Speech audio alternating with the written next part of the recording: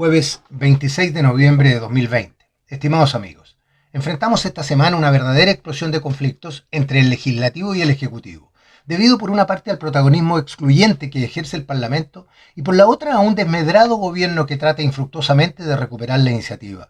Destacan en ello las palabras de la presidenta del Senado, quien acusa a la moneda de frenar prerrogativas que están ejerciendo de hecho y no de derecho, al reconocer textualmente que se trata de materias que la Constitución les inhibe de tramitar. Atribuye al gobierno el propósito de reducir sus facultades, las cuales considera esmirriadas en un sistema que califica como hiperpresidencialista y que ahoga las facultades de los parlamentarios. A raíz de ello, amenaza con que el tema será corregido durante el proceso de elaboración de la nueva Constitución. Estas declaraciones vienen solo a confirmar que quien ocupa circunstancialmente la presidencia del Senado y ostenta la segunda autoridad del país no reconoce ni desea reconocer la vigencia de la actual Constitución, desconociendo e irrespetando normas que ella tiene la obligación de velar porque sean cumplidas y cuya modificación no depende de sus deseos personales, sino de la ratificación por la voluntad popular en un plebiscito de salida. Es obvio que tras sus declaraciones hay más que una opinión, lo cual se ve plasmado en los conflictos que hoy afectan las relaciones del legislativo con el ejecutivo, entre los cuales es posible señalar el proyecto enviado por el gobierno para el retiro del segundo 10% de los fondos previsionales, cuya tramitación fue mañosamente postergada por la presidenta del Senado, dando preferencia a la moción inconstitucional presentada por diputados de izquierda. Otro ejemplo de la escalada de conflicto es la reducción por el Senado de los gastos reservados de la Presidencia de la República en un 50% en el presupuesto para el año 2021. Un golpe sorpresivo y mañoso que busca humillar aún más al debilitado gobierno, tocándole el bolsillo, que para ellos, los parlamentarios, parece no tener fondo como bolsillo de payaso. El tongo de la bajada de los sueldos lo demuestra, mientras las asignaciones multimillonarias son aumentadas para compensar tan ridícula reducción, ofendiendo la inteligencia de los chilenos. Un tercer ingrediente proviene de la anulación de la ley de pesca, la llamada ley Longueira, cuya génesis puede tener todas las fallas que se quiera, pero que al igual que cualquier ley de la República, no puede ser anulada mientras no haya otra ley que la reemplace o modifique. A este desaguisado debemos sumar la moción presentada en la Cámara Baja que pretende adelantar las elecciones presidenciales, propinando un verdadero golpe de Estado a la República. Dos casos dignos de Ripley, donde nuevamente tenemos frente a nosotros una mezcla de ignorancia y arrogancia equivalente a gallitos de adolescente, pero que en el fondo están mandando a la basura las pocas reglas que hasta ahora no habían sido violadas por esta despreciada clase de políticos. Por si todo ello no bastara para el envío de recursos al Tribunal Constitucional o para hacer las reservas correspondientes, una creativa y populista moción parlamentaria pretende llevar al fisco a pagar pensiones de gracia a quienes califica de víctimas de violaciones a los derechos humanos ocurridos durante los repudiables sucesos observados a partir del 18 de octubre de 2019.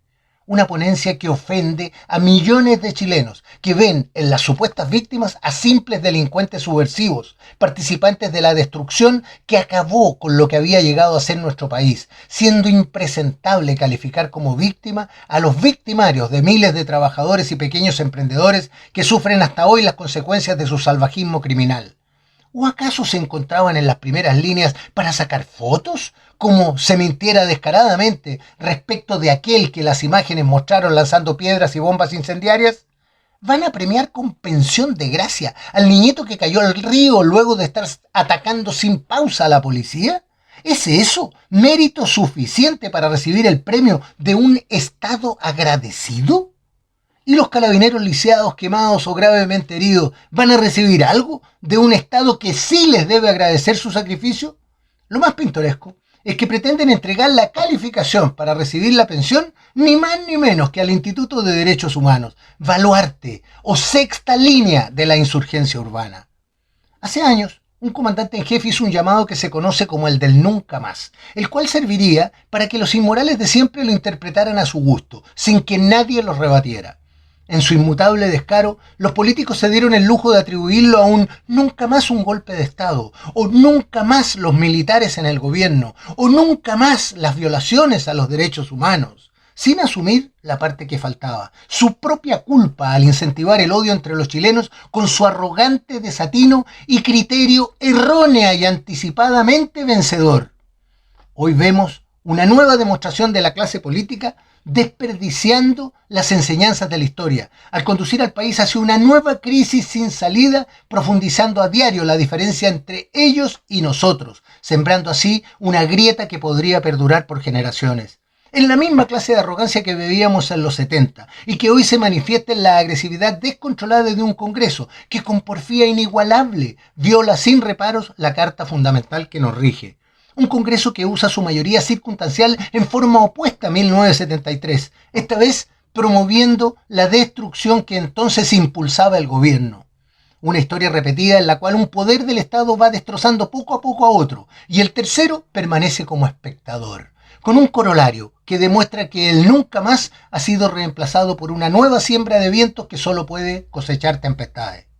Entre tanto, una extrema izquierda ve pavimentado el camino para el avance de sus hordas hacia la moneda, destrozando y saqueando el endeble edificio de la democracia y augurando un final trágico y humillante para quien se resiste a comprender que son sus errores el combustible que alimenta el motor de la revolución. Errores que en vez de disminuir a medida que avanza su descrédito, profundiza con arrogancia y desprecio hacia la sociedad, como ocurre con el envío a la macrozona sur de uno de sus cercanos operadores políticos, portador de preocupantes y poco decorosos antecedentes, a quien encarga la tarea de coordinar a policías y fiscales tras haber manejado una oscura máquina en los subterráneos de Palacio. Con las vías de agua inundando el barco por los cuatro costados y el timón en manos ajenas, el capitán reparte salvavidas a sus más cercanos mientras mira con nostalgia lo que alguna vez pudo ser y parece que ya no lo será jamás.